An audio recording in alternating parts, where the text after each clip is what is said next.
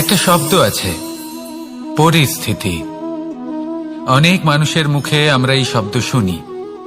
জীবনে যখন অসফল হই, দুঃখ আসে, সংকট আসে, কোনো বিপদ ঘনিয়ে আসে, তখন সমস্ত দোষ আমরা পরিস্থিতির ওপর চাপিয়ে দিই। আর দেখতে গেলে কোথাও না কোথাও ঠিকই করি। এই পরিস্থিতি প্রত্যেক দিনের মতো পাল্টাতে থাকে, কিন্তু এই দিন, এই রাত, এমন কেউ আছেন যিনি এর ওপরেও নিয়ন্ত্রণ সাধন করেন, আর তিনি হলেন সূর্য। ঠিক সেই রকমই আমাদের জীবনেও সূর্য হলো এই মন। যদি এই মনের উপর আমরা নিয়ন্ত্রণ করতে পারি, তাহলে আমরা জীবনকেও নিয়ন্ত্রণ করতে পারব। প্রথমে এই মনের রাজা হয়ে উঠতে হবে। তাই মনে রাখবেন, যদি মন দুর্বল হয়, তাহলে পরিস্থিতি আমাদের সমস্যা বলে মনে হবে। এই মন যদি স্থির হয়, পরিস্থিতি প্রতিস্পর্ধা বলে মনে হবে। আর এই মন যদি শক্তিশালী হয়ে ওঠে, তাহলে যে কোনো পরিস্থিতি আপনার কাছে একটা সুযোগ মাত্র। এমন এক সুযোগ যাতে অগ্রসর হয়ে আপনি মহান হয়ে উঠতে পারেন। এই মনের শক্তির বৃদ্ধি ঘটান, মহান হয়ে উঠুন, আর আমার সাথে ভালোবেসে বলুন, রাধা রাধা। খুব সুন্দর একটা কাহিনী আছে। একবার এক ব্যক্তি নিজের অসফলতার জন্য ত্রস্ত হয়ে সময় দেবতার তপস্যা করতে বসলেন। উনি তপস্যা করলেন এবং সময় দেবতা প্রসন্ন হলেন, মানুষের রূপ ধারণ করে ওনার সামনে প্রকট হলেন। এবার সেই ব্যক্তি ওনাকে জিজ্ঞেস করলেন যে কি এমন আছে যার জন্য আপনি বারবার জয়ী হন আর আমি চিরকাল পরাজিত হয়ে থাকি? কেন এত পরিশ্রম করা সত্ত্বেও আমি সাফল্য লাভ করতে পারি না? তখন সময় দেবতা উত্তর দিলেন যে দিন হোক বা রাত, ঝড় হোক বা ভূমিকম্প, রোদ হোক বা বৃষ্টি হোক, সময়ের সূত্রপাত হোক বা প্রলয়, আমি থামি না, আমি চলতেই থাকি। আর সেই জন্য যিনি থেমে যান তিনি পরাজিত হন আর আমি জয়ী হই। এটাই আমাদের শিখতে হবে। জীবনে সবসময় চলতে থাকুন, কখনো থামবেন না। হ্যাঁ, কিছুক্ষণের জন্য বিরতি নিতে পারেন, বিশ্রাম করার জন্য, নিজেকে আরো সশক্ত করে তোলার জন্য, কিন্তু থেমে যাবেন না। নিরন্তর কর্ম করতে থাকুন, পরিশ্রম করতে থাকুন, তবেই এই সংসার আপনাকে মনে রাখবে। আসুন আমার সাথে ভালোবেসে বলুন, রাধা রাধা। আমাদের জীবনে গুরুজনেরা, জ্ঞানী মানুষজন সবসময় একটা কথা বলেন, ধৈর্য ধরো। শুধুমাত্র দুটো শব্দ, কিন্তু কতটা বিশাল সেটা বোঝার চেষ্টা করুন। ছোট একটা অস্ত্র হাতে নিন এবং একটা বিশাল পর্বতে নিরন্তর প্রহার করতে থাকুন, ধৈর্য ধরে সেই কাজ করতে থাকুন। এমন একদিন আসবে, এই বিশাল পর্বতে আপনি একটা পথ তৈরি করবেন। কোনো ধনুর্ধর যখন নিজের বিদ্যা অর্জন করেন, তখন তাকেও ধৈর্য ধরতে হয়, তার নিজেকে সময় দিতে হয়, তবেই সে ধনুর্বিদ্যা শিখতে পারে। সেইভাবে আমাদের জীবনেও ধৈর্য ধরার খুব প্রয়োজন। পরিবারে ধৈর্য রাখতে পারলে তাহলে আস্তে আস্তে দেখবেন প্রেম বৃদ্ধি পাচ্ছে। সমাজে যদি ধৈর্য রাখতে পারেন, তাহলে আস্তে আস্তে এই সমাজ আপনাকে সম্মান করবে। যদি নিজের জীবনে ধৈর্য রাখতে পারেন, তাহলে নিজে থেকেই আত্মবিশ্বাস বাড়বে, নিজের বিকাশ হবে। জীবনে সবই সম্ভব যদি ধৈর্য রাখতে পারেন। হয়তো আস্তে আস্তে হবে, কিন্তু হবে অবশ্যই। শুধু ধৈর্য রাখুন, কারণ ধৈর্যই সব থেকে বড় পুঁজি। আসুন আর আমার সাথে ভালোবেসে বলুন, রাধা রাধা। আমাদের জীবনে যখনই আমরা কোনো বড় দায়িত্বের সম্মুখীন হই, তখন আমরা তার থেকে দূরে পালাই, আর এই অজুহাত দিই যে না না, এত বেশি ভার বহন করার যোগ্যতা আমার নেই, আমি করতেই পারবো না। দেখুন, এই সংসারে ভিন্ন ভিন্ন ধরনের গাছ আছে, ছোট গাছ, বড় গাছ, কিন্তু বটগাছের মতো বড় এবং নিবিড় গাছ আর একটাও নেই। সে নিঃস্বার্থভাবে এই সংসারকে সেবা করে যায়, ছায়া প্রদান করে, শীতলতা প্রদান করে। আর যখন এমন সময় আসে যখন তার ওপর বোঝা অত্যন্ত বেড়ে যায়, সে কিন্তু কোনোভাবেই ভেঙে পড়ে না। তখন সে নিজের নিঃস্বার্থ কর্মের ফল লাভ করে, সেই নিঃস্বার্থ কর্ম যা সে করেছে। তার দেহ থেকে ছোট ছোট ঝুড়ি বার হয় এবং তা কাণ্ডের আকার ধারণ করে। সেই কাণ্ড মাটির কাছে পৌঁছয় এবং তারপর তা বটগাছের সহায়ক হয়ে ওঠে। সে ভেঙে পড়ে যায় না। এইভাবে আপনিও জীবনে নিঃস্বার্থভাবে সবার সেবা করুন, ভালোবাসুন, সবাইকে সাহায্য করুন। যেদিন আপনার ওপর বোঝা অত্যন্ত বেড়ে যাবে, সেদিন এই সব মানুষ আপনাকে সাহায্য করার জন্য আসবেন, আপনার শক্তি হয়ে উঠবেন, আর আপনি বটগাছের মতোই মহান এবং বিশাল হয়ে উঠবেন। আসুন আর আমার সাথে ভালোবেসে বলুন, রাধা রাধা। মানুষ তার জীবনে দুই ধরনের পরিস্থিতিকে খুব ভয় পায়। এক, কোনো কারণবশত কারোর সামনে নত হওয়া। দুই, কোনো কারণে নিজের চরিত্র থেকে, নিজের মূল্যবোধ থেকে বিচ্যুত হওয়া। এবার কেন হয় এরকম যে কথায় কথায় কারোর সামনে নত হতে হয়? কেন বারংবার নিজের চরিত্র থেকে চ্যুত হতে হয়? এরকম কেন হয়? এটা তখনই হয় যখন আমাদের শিক্ষা এবং মূল্যবোধের অভাব থাকে।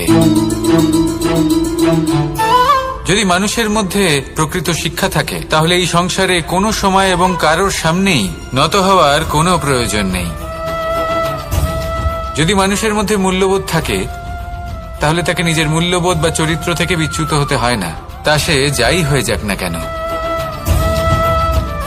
কোনো বালককে যদি জন্ম থেকেই সুশিক্ষার অধিকারী করা হয়, শিক্ষিত করা হয়, মূল্যবোধের অধিকারী করা হয়, তবে সে এই সংসারে এমন কর্ম করবে যাতে সে নিজেকে, নিজের পরিবারকে, সমগ্র সমাজকে গর্বিত করতে পারে।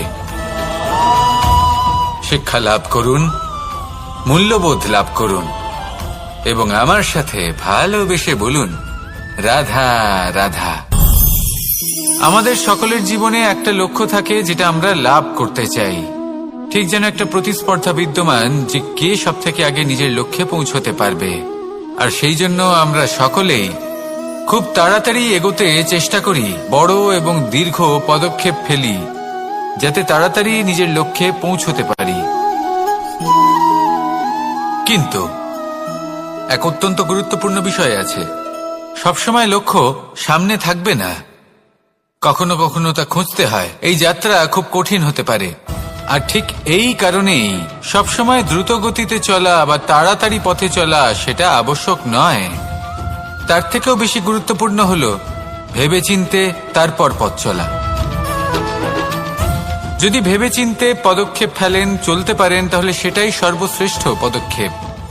কখন কোন দিকে যেতে হবে, কখন কোথায় দিক পাল্টানো যাবে না, কখন গতি বেশি রাখতে হবে, কখন কম, কখন থামবো, কখন চলবো, এই সব কিছুর বিষয়ে জ্ঞান অত্যন্ত গুরুত্বপূর্ণ এবং ভেবে চিন্তে চলতেই হবে। সেই জন্য শুধু তীব্র গতিতে সামনে এগোলে চলবে না, ভাবনা চিন্তা করে এগোতে হবে। আসুন আমার সাথে ভালোবেসে বলুন, রাধা রাধা। কখনো কোনো প্রজাপতিকে উড়তে দেখেছেন? কি সুন্দর উড়ে বেড়ায় সে, এক ফুল থেকে অন্য ফুলে, এক পাতা থেকে অন্য পাতার ওপর। কিন্তু সে কিভাবে উড়তে শেখে কখনো ভেবেছেন? জন্ম থেকেই কিন্তু প্রজাপতির ডানা থাকে না, ও কিন্তু ছোট্ট একটা ডিমের আকারে জন্ম লাভ করে। তারপর সেই ডিমটি ভেঙে একটি কীট বাইরে আসে। আস্তে আস্তে সে বড় হয়, ওর শক্তি বৃদ্ধি পায়। তারপর সে সেই কীট দশা ত্যাগ করে নিজের ডানাগুলি মেলে। এই প্রক্রিয়া তার কাছে সরল নয়, অত্যন্ত যন্ত্রণাদায়ক প্রক্রিয়া, কিন্তু সে সেই যন্ত্রণা মেনে নেয়। আর তারপর আস্তে আস্তে সে উড়তে শেখে। শুধুমাত্র আকাশে উড়ে বেড়ায় তা নয়, আমাদের মনের মাঝে উড়ে বেড়ায়। এবার এই ডিম থেকে প্রজাপতি হয়ে ওঠার যে যাত্রা, এটা যতটা কঠিন, ততটাই কঠিন হয় এই সংসারে শ্রেষ্ঠ কর্ম করা, ততটাই কঠিন হয় এই সংসারে মহান হয়ে ওঠা। সেই জন্য প্রয়োজনীয় প্রচেষ্টা এবং সময়। নিরন্তর প্রচেষ্টা করতে থাকুন, পর্যাপ্ত সময় নিন এবং আপনি নিজেকে এই আকাশে উড়ন্ত অবস্থায় পাবেন। আসুন আমার সাথে ভালোবেসে বলুন, রাধা রাধা। পায়েস হলো আমার বিশেষ প্রিয়। এর মধুর স্বাদ মনকে প্রফুল্ল করে তোলে। ছোটবেলায় মা আমার জন্য পায়েস বানাতেন এবং আমাকে বলতেন যে গরম থাকতে থাকতে খেয়ে নে কানাই, ঠান্ডা হয়ে গেলে ভালো লাগবে না।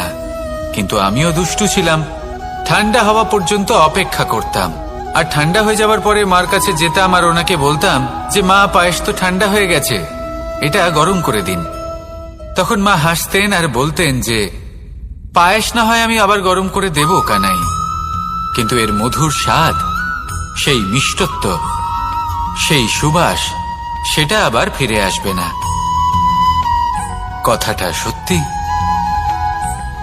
আর এই সত্যটাই আমাদেরও জীবনের সত্য।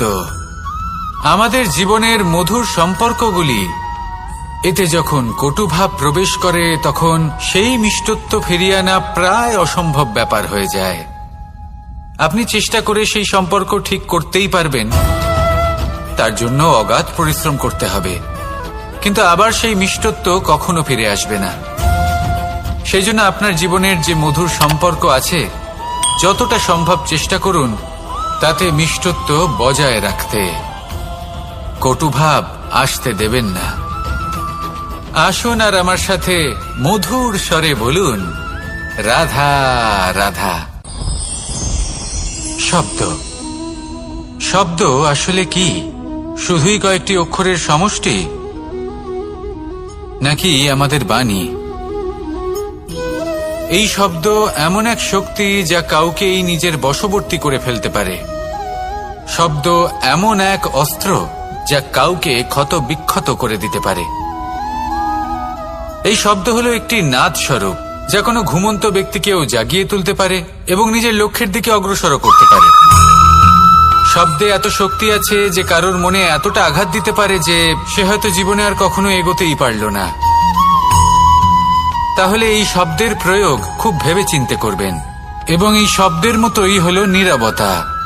অনেক সময় এই নীরবতা আমাদের সহায়ক হয়ে ওঠে, অনেক সময় এটা আমাদের অনুশোচনাকে অনেক বেশি বাড়িয়ে তুলতে পারে। ভীষ্ম পিতামহ, অঙ্গরাজ কর্ণ, যখন দ্রৌপদীর বস্ত্রহরণ হচ্ছিল তখন এনারা নীরব ছিলেন। দুর্যোধনের বিরোধিতা করেননি, ওকে বাধা দেননি। আর তারপর কি হলো সেটা আপনারা সকলে জানেন। দেখতে গেলে নীরবতা চুপ করে থাকা, কিন্তু যদি কোনো দুষ্টের সামনে চুপ করে থাকেন, যদি তার বিরোধিতা না করতে পারেন, তাহলে এই নীরবতাই অনেক বড় পাপের আকার ধারণ করে। মনে রাখবেন আর আমার সাথে ভালোবেসে বলবেন, রাধা রাধা। আভূষণ, কার না ভালো লাগে এই আভূষণ? আমরা পরিশ্রম করি, ধন অর্জন করি আর আভূষণ কিনে থাকি, কখনো নিজের জন্য, কখনো বা তাদের জন্য যাকে আমরা ভালোবাসি, বা তাদের জন্য যাকে আমরা সম্মান করি। হয়তো সেই জন্যই সীতা চূড়ামণি ধারণ করেছিলেন এবং আমি সামন্তকমণি। কিন্তু এটাই কি সেই প্রকৃত আভূষণ যা আপনার মূল্য বৃদ্ধি করে? না। শ্রীরামের আভূষণ হলো ওনার নম্র ভদ্র ব্যবহার। মাতা সীতার আভূষণ হলো ওনার সততা, ওনার নিষ্ঠা, ওনার ত্যাগ। অর্জুনের আভূষণ ছিল ওনার একাগ্রতা। রাধার আভূষণ ওনার প্রেম। এই আভূষণ কোথাও নেই, আপনার মনে আছে। যদি আপনার মনে মিষ্টতা থাকে, তা শান্ত হয়, তাতে সততা থাকে, নিষ্ঠা থাকে এবং প্রেম থাকে, তাহলে আপনার অন্য আর কোনো আভূষণের কোনো প্রয়োজন নেই। আপনি যতই ভিড়ের মাঝে থাকুন, আপনার ঔজ্জ্বল্য চোখে পড়বে। আসুন আর আমার সাথে ভালোবেসে বলুন, রাধা রাধা। এই সংসারের সবথেকে বড় সত্যি হলো জন্ম এবং মৃত্যু, কিন্তু আরো বড় একটা সত্য আছে, মিত্র এবং শত্রু, যা আমাদের সকলের জীবনে থাকে। মিত্র সে যে আমাদের সঙ্গ দেয় এবং সংসারের সবথেকে উঁচু শিখরে আমাদের নিয়ে যায়, এবং শত্রু সে যে যে কোনো মুহূর্তে যে কোনো শিখর থেকে আমাদের নিচে ফেলে দিতে পারে। এবার বিচিত্র ব্যাপার হলো এটাই যে আমরা নিজেরাই এদের সাথে নিয়ে চলি, নিজেরাই এদের পালন করি। তা কি করে? প্রথমে বুঝুন এই মিত্র এবং শত্রু কারা। আপনার নিজের মন, আর কেউ নয়। এই মনই হলো মিত্র। যখন তাতে ভারসাম্য বজায় থাকে, তা নিয়ন্ত্রিত থাকে, তা পবিত্র হয়। কিন্তু যদি এই মন অনিয়ন্ত্রিত হয়ে পড়ে, যদি আপনাকে সে নিয়ন্ত্রণ করতে শুরু করে, তখন সেই আপনার সবথেকে বড় শত্রু হয়। সেই জন্য এই মনের ওপর নিয়ন্ত্রণ রাখতে শিখুন, এতে ভারসাম্য বজায় রাখতে শিখুন। তাহলে আপনি এমন এক বন্ধুকে পাবেন যে আপনাকে এই সংসারের শিখরে পৌঁছে দেবে। আসুন আমার সাথে ভালোবেসে বলুন, রাধা রাধা। ঈশ্বর আসলে কে? সংসারের বেশিরভাগ মানুষের কাছে ঈশ্বর হলেন এই সংসারের রচয়িতা, পালনকর্তা। কারোর কাছে উনি জ্ঞাতা, কারোর কাছে উনি হলেন আস্থার প্রতীক, আবার কারোর জন্য শুধুমাত্র অন্ধ বিশ্বাস। কিন্তু এই ঈশ্বর কি কোনো শরীর, নাকি একটা বোধ, নাকি শুধুই শ্রদ্ধা? ঈশ্বর হলেন তিনি যিনি হলেন আপনার ইষ্ট। সেই জন্যই তো গুরু, মাতা, পিতা এনাদেরও ঈশ্বরই বলা হয়েছে। যাদেরকে আমরা ঈশ্বর বলে মনে করি, যারা আমাদের ইষ্ট, তারা আমাদের একটি পথ দেখান, একটি দিকে চালিত করেন। সেই পথে চলে আপনি শুভ কর্ম করতে পারেন। আর যখন কোনো ব্যক্তি তার ঈশ্বরের আদেশ পালন করেন, তখন সে নিজে থেকেই শুভ পথে অগ্রসর হয়ে যান। বেশ কয়েকজন মানুষ ঈশ্বরের ওপর আস্থা রাখেন এবং ভাবেন যে অনুচিত কোনো কাজ করা উচিত নয়, ঈশ্বর দেখছেন। ওনারা ভয় পান যে কোনো অনুচিত কর্ম করলে কে জানে তার পরিণাম কি হবে। এমন অনেক ব্যক্তি রয়েছেন যারা ঈশ্বরকে বিশ্বাস করেন এবং জানেন যে ঈশ্বর তাদেরকে দেখছেন। তাই যে যে শুভ কর্ম ওনারা করেছেন তার ফল তারা অবশ্যই পাবেন। এবার আপনি ভয় পেয়ে ঈশ্বরকে বিশ্বাস করবেন, নাকি বিশ্বাসের দ্বারা ঈশ্বরকে বিশ্বাস করবেন, সেই সিদ্ধান্ত আপনারই। কিন্তু হ্যাঁ, যদি আপনার মনে ঈশ্বরের জন্য কোনো স্থান থাকে, যদি আপনার কোনো ইষ্ট থাকেন, যদি আপনি কাউকে ঈশ্বর মনে করেন, যার প্রত্যেক আদেশ আপনি পালন করে থাকেন, তাহলে বলি, ঈশ্বর কখনো আপনাকে অনুচিত পথে চালিত করবেন না। আসুন আমার সাথে ভালোবেসে বলুন, রাধা রাধা। এই সংসারে ভিন্ন ভিন্ন ধরনের গাছ আছে, অসংখ্য ধরনের প্রজাতি আছে। কিছু গাছ পাতা দিয়ে থাকে, কিছু ফুল, কিছু ফল। কেউ ছায়া প্রদান করে, কেউ শীতলতা প্রদান করে, কেউ নিজেকে খুব কষ্ট দিয়ে এই সংসারের বিকাশে সহায়ক হয়ে ওঠে। কিন্তু এই সবার মধ্যে একটা বিষয় কিন্তু সমান, এরা প্রত্যেকেই পাতা ছাড়া, ফুল ছাড়া, ফল ছাড়া জীবিত থাকতেই পারে, কিন্তু কোনো বৃক্ষই শিকড় ছাড়া বেঁচে থাকতেই পারে না। এটাই হলো রাধার। ঠিক সেইভাবেই আমাদের জীবনে শক্তি হোক, ধন হোক বা সাফল্য হোক, আমাদের বা আমাদের পরিবারের প্রসন্নতাই হোক, এই সব কিছুর আধার হলো, সবকিছুর মূল হলো পরিশ্রম। তাই জীবনে চিরকাল পরিশ্রম করতে থাকুন। যদি আপনি জীবনে মহান হবার পথে অগ্রসর হতে চান, তাহলে পরিশ্রম করুন। এই পরিশ্রম দ্বারাই নিজের পরিবারকে প্রসন্ন করুন, নিজের বন্ধুদের প্রসন্ন করুন, এই সমাজকে গর্বিত করুন। আসুন আমার সাথে ভালোবেসে বলুন, রাধা রাধা। এই সংসারের সব থেকে বড় রোগ কোনটা? কেউ বলবে মানসিক রোগ, কেউ বলবে সেই রোগ যা সর্পদংশনের ফলে হয়ে থাকে। এই সংসারে ভিন্ন ভিন্ন ধরনের রোগ আছে এবং তার সাথে ভিন্ন ভিন্ন ধরনের যন্ত্রণাও রয়েছে। এমন একটা রোগ আছে যা চোখে দেখা যায় না, যা আপনার শরীরে কোনো দাগ রেখে যায় না, কিন্তু আপনার আত্মাকে পর্যন্ত ক্ষত বিক্ষত করে, অসুস্থ করে তোলে, বিনাশ করে দেয় আপনাকে এবং তার সাথে আপনার আত্মাকেও। এই অসুখের নাম হলো লালসা। লালসা, যে কর্ম সাধন করেছেন তার থেকে বেশি ফল লাভ করার আশা। লালসা, যা আজ আছে তার থেকে অনেক বেশি লাভ করার ইচ্ছে। এই ইচ্ছে এই সংসারে সবার থেকে এগিয়ে থাকার আপনাকে প্রেরণা যোগাবে, কিন্তু তার জন্য আপনাকে অপরাধযোগ্য কাজ করতে উৎসাহিত করবে। আপনার বন্ধু, আপনার আত্মীয়, আপনার পরিবার, এই সবার থেকে আপনি কখন দূরে চলে যাবেন আপনি বুঝতেই পারবেন না। উচিত অনুচিত কোনটা, ধর্ম অধর্ম কোনটা, সব ভুলে যাবেন আপনি। সেই জন্য মনে রাখবেন, নিজের জীবনে যদি আপনি লালসার থেকে নিজেকে দূরে রাখতে পারেন, তাহলে এর অর্থ হলো যে আপনি এই সংসারের সব থেকে বড় অসুখের ওপর বিজয় লাভ করেছেন। আসুন আমার সাথে ভালোবেসে বলুন, রাধা রাধা। এই সাগর কত বিশাল আকার, কখনো শান্ত কখনো উত্তাল, কিন্তু এই সাগরকে এত মহান কে করে তুলল? জল। এবার এই জলের যাত্রা দেখুন, সেটা কতটা কঠিন। এই জল সাগরে থাকে, সূর্য ওকে এতটা উত্তপ্ত করে তোলে যে এই জল নিজের অস্তিত্ব হারিয়ে ফেলে এবং বাষ্পে পরিণত হয়ে হাওয়ায় মিলিয়ে যায়। তারপরে আকাশে যায় আর নিজের অস্তিত্ব আবার হারিয়ে ফেলে, মেঘে পরিণত হয়। তারপর এই মেঘ কোথাও গিয়ে কোনো পর্বতে ধাক্কা খায়, তারপর আবার এই জল নিজের অস্তিত্ব হারায়।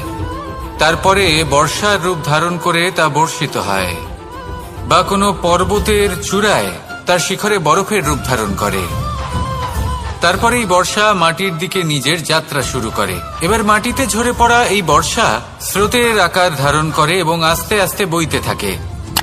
এই নদীর আকার ধারণ করে এবং নদী রূপে বইতে বইতে পাথরে ধাক্কা খায় বা কোনো পর্বতে ধাক্কা খায়, আর তারপর এই নদী এসে সাগরে সমাহিত হয়ে যায়। নদীর এই জল আবারও নিজের অস্তিত্ব হারিয়ে ফেলে, কিন্তু এইবার সেই জল নিজেই সাগরে পরিণত হয়। এটা আমাদের সকলের জন্য একটা শিক্ষা যে এই সংসারে জীবন এবং সময়ের হলো এক অনন্ত যাত্রা।